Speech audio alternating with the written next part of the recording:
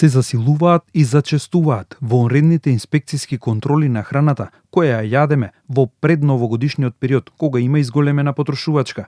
Во рамки на вонредните контроли, инспекторите од Агенцијата за храна и ветеринарство открија 2 поголеми случаи на храна која наместо на трпезите заврши на уништување во депонијата Дрисла.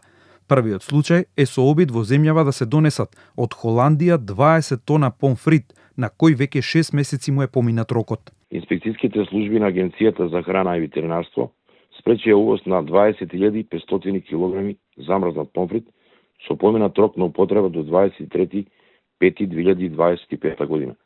Помфритот кој е увезен од Холандија бил наменет да се пласира на македонскиот пазар.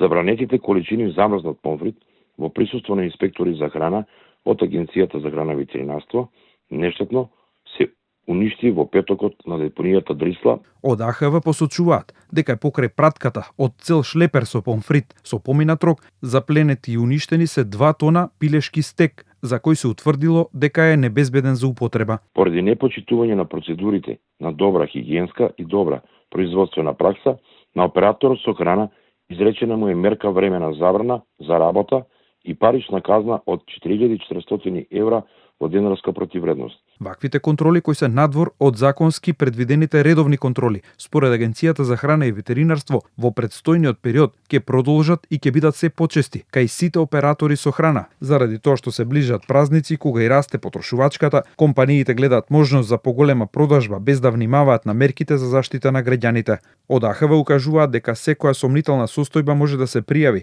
при што инспекциите веднаш излегуваат на терен да проверат дали тоа што се продава е безбедно за потрошувачите.